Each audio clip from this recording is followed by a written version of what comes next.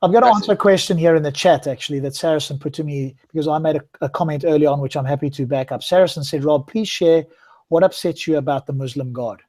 Oh, yeah, I was going to ask you that as well. Happy to do that for you. I think the concept that you put forward is both contradictory, irrational, and immoral. Those are so statements. The Islamic God has fundamental problems even before we get close to the Quran. Apart from the Quran, obviously, giving it its attributes. So the attributes that are attributed to the God from the Quran, those attributes, without me having to read the text, understanding what you guys say about God being infinite, eternal, omnipotent, omniscient, etc., judgmental, conditionally loving, etc., which we've talked about before, Ahmed. This for me is, as I say, there's different concepts in there.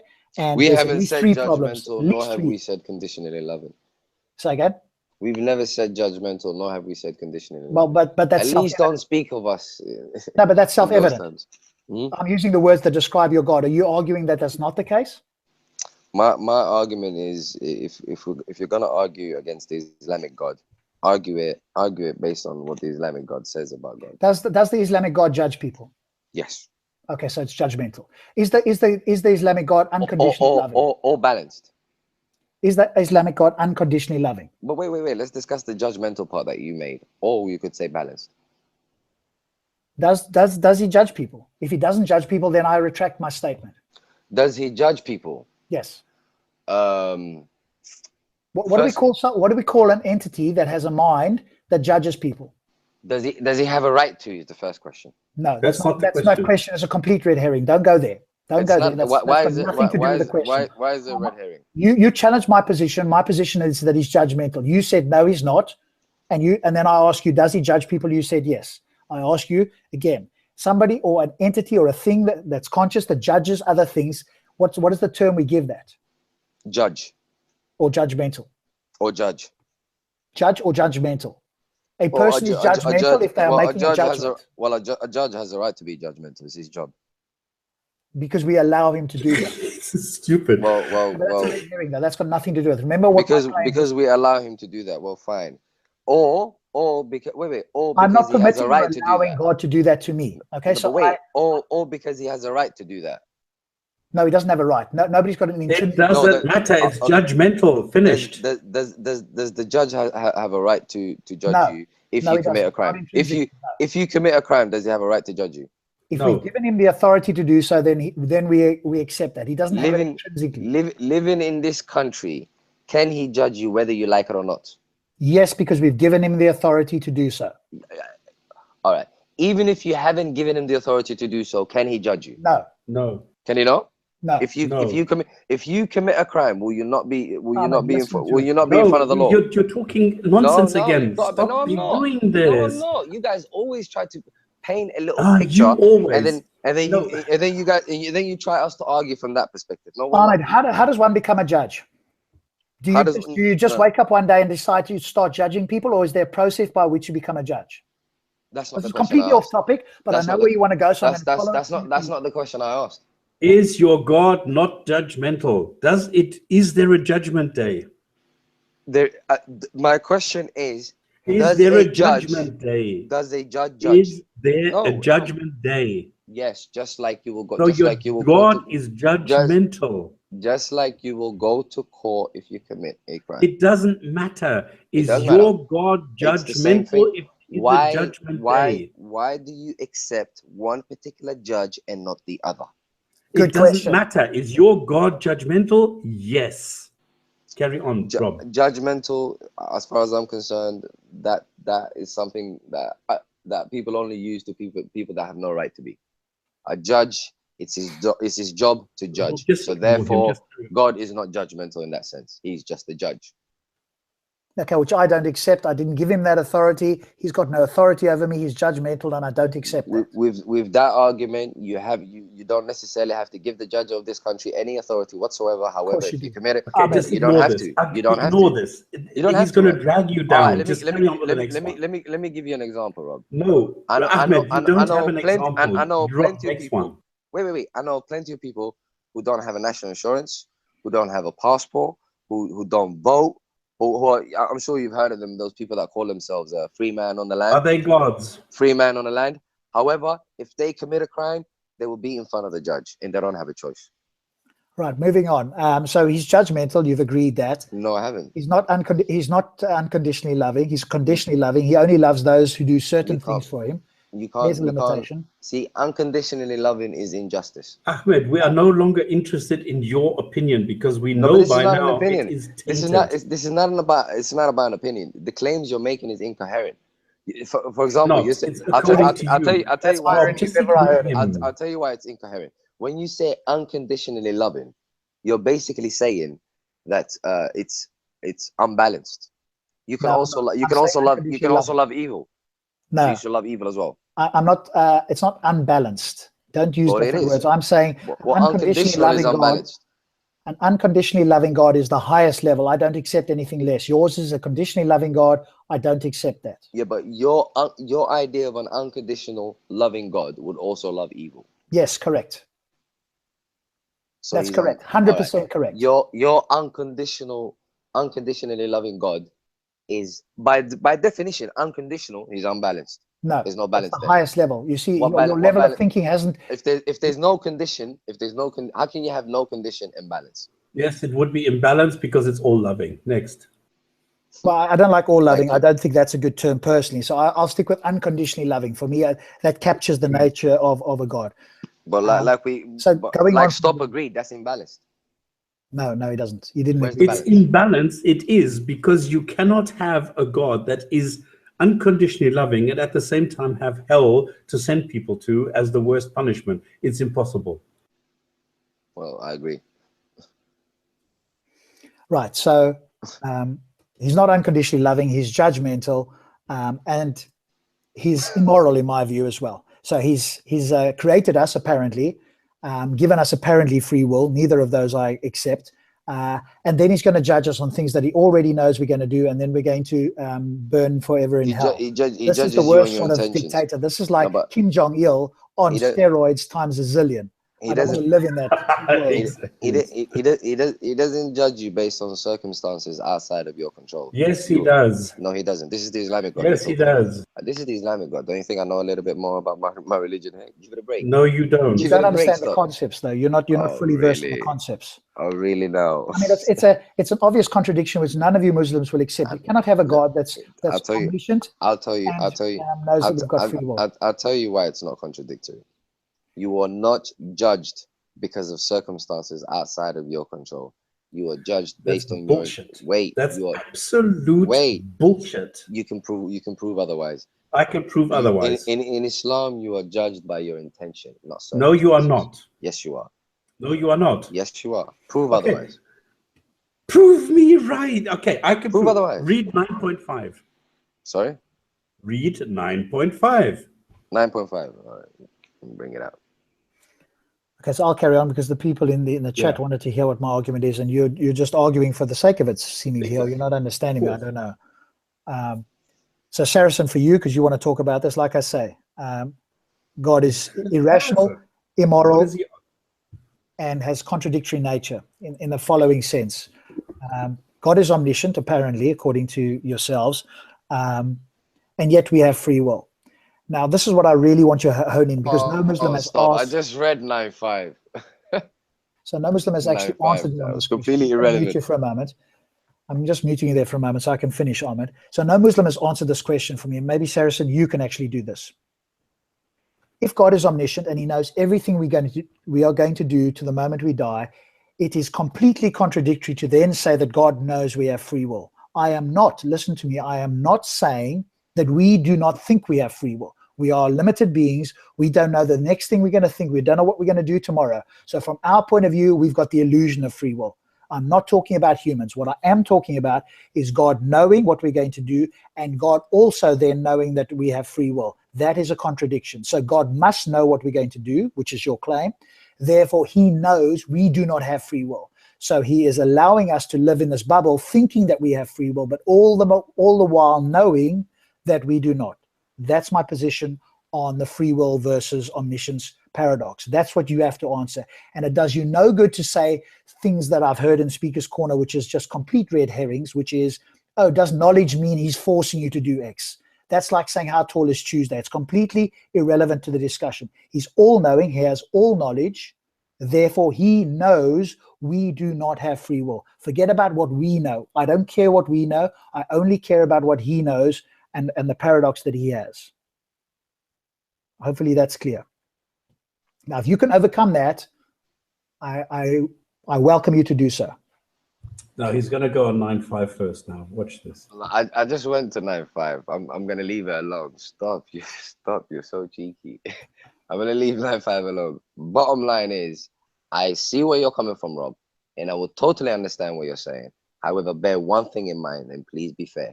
The difference with Islam is you're not judged by circumstances. You are judged by your intentions. Does God know that's what makes the difference. Does God know our intentions? Does God know our intentions? Yes, he does. Can we ever do anything intentionally that God does not know about or won't foresee? However, you cannot do anything intentionally that you did not want to do. Does God know every single intention we're going to do, and Yes. we couldn't have done something different from God's point of view? There's nothing that God does not know. There we go. Does not mean that your intentions are not yours. We have an illusion of our own intentions. That doesn't God work. knows we don't. Our intentions are not an illusion at all. There's nothing illusionary about our intentions. I'll give you this. When you say free will can be a bit illusionary because we're not always under control of circumstances, the circumstances we find ourselves in, you're absolutely correct. However, intentions are completely our own. You're completely responsible for that. But So that's we only don't from our have free point of will. view. It's only from our point of view. God knows that we're not in complete control.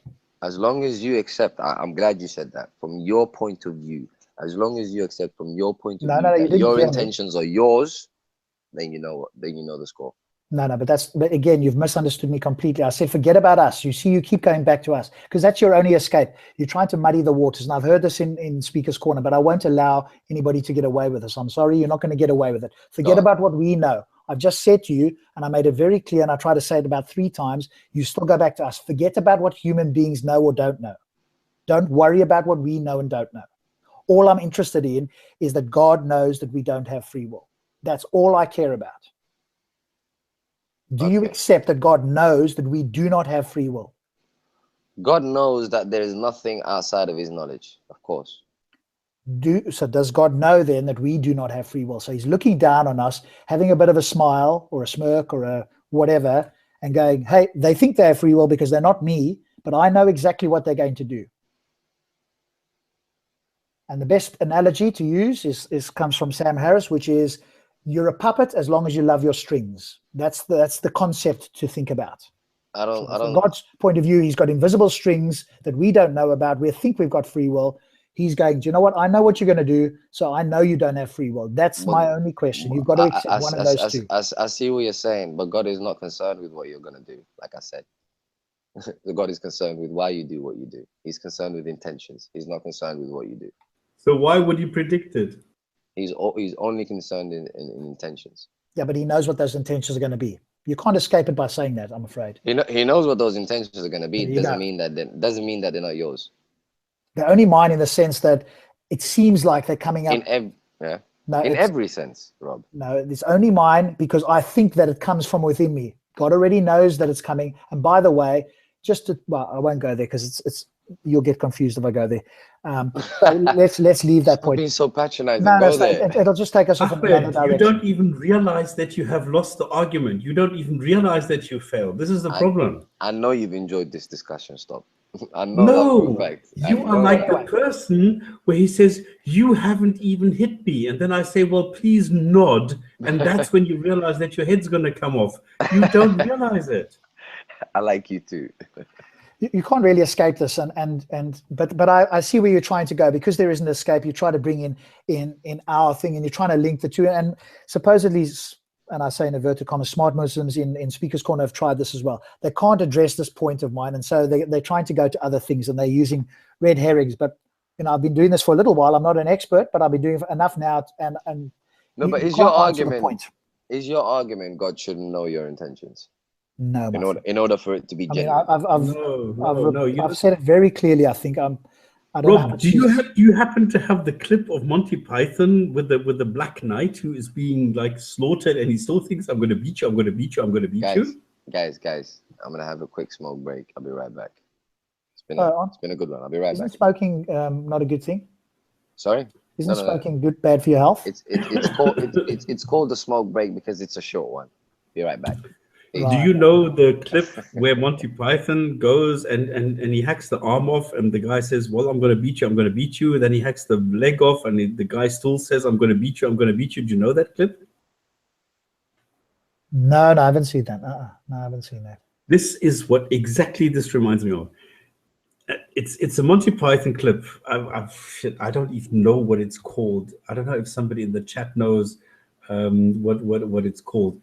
There's a clip of exactly this, and he cuts off his arm, his hand, his arm, his sword, his leg, his everything, and then when he's completely amputated, and he's lying on the floor and he's still screaming, I'm going to beat you, I'm going to beat you, but he's got nothing left. And this is exactly what this reminds me of. He doesn't understand it. Yeah, I don't think it's that difficult to understand. And I think it's the Holy Grail. Yeah.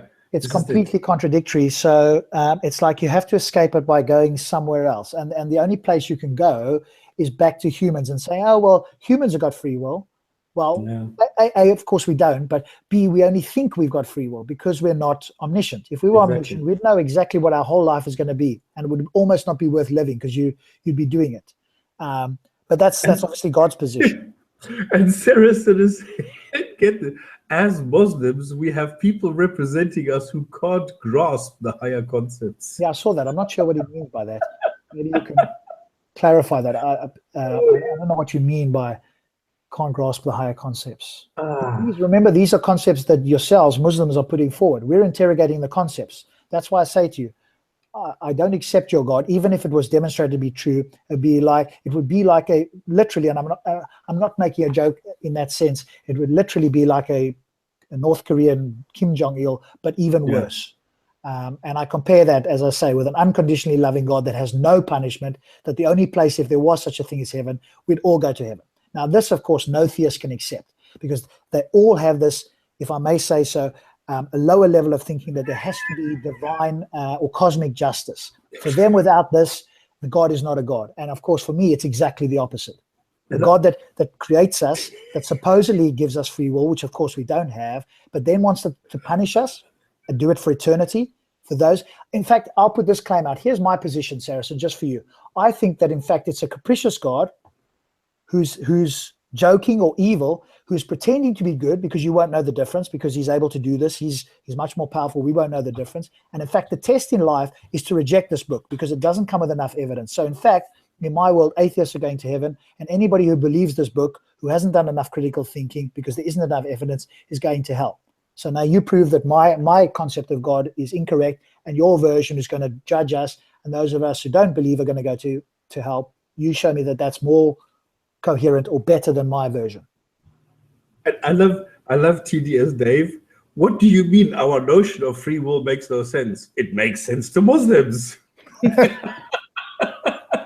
Exactly. Yeah, but it only makes sense because they either intentionally or unintentionally or whatever just don't grasp the concept. And I've heard this, and this is again not a dig at all Muslims for sure, but I have heard this. Some or more than some Muslims can't grasp conceptual concepts.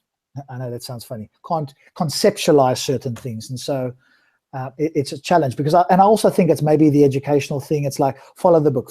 And I know some Muslims will say, no, Monty Python and the Holy Grail, the Black Knight. That's the one. Ace, you're an ace. Absolutely, that's the one. Yeah. Okay, if anybody finds this clip of Monty Python and the Holy Grail, the Black Knight, this is exactly what Ahmed reminds me of. This is so brilliant. Does this guy hates Islam? Yeah. God is sadistic. Exactly. Yeah, I absolutely agree. And that's why if the God proved to be correct, Simon, It would not. I would be. It would be the greatest shock and displeasure that I could possibly. I would think of it being like a cosmic North Korea, and that would be. And so that's why I've got an extremely high level of certainty. I don't know, but my level of certainty in the belief that hell does not exist is at 99.999%. So hell is just literally for me is a concept. It's impossible for somebody. It's almost, I would say, impossible. I can't say philosophically 100%, but I'd go with 99 recurring percent that hell is so unlikely as to be virtually impossible. So that concept doesn't bother me. When somebody says to me going to hell, it's like you're talking about a non-existent place. And so I'm like so certain of that I could possibly be philosophically justified in being. I'm less certain about whether a God exists, obviously. I'm more towards the Abrahamic gods not existing, but the concept of hell, I don't have a problem with. And if the God did exist and then the concept was proved, I began, okay, I accept that. But at the moment, the concept of hell is just not something that I would even bat an eyelid over ever. It's just not in my awareness at all. Because I know that that's obviously used for some people, and some people that want to leave Islam or have left Islam still, be it or Christianity for that matter. I hear about ex-Christians, ex-Muslims who are going, do you know what? I have left and I think there's good reason, but I'm still scared of hell. That's something that I have no qualms with whatsoever. Hell is just like a concept that's less real than any God or any other imaginary concept.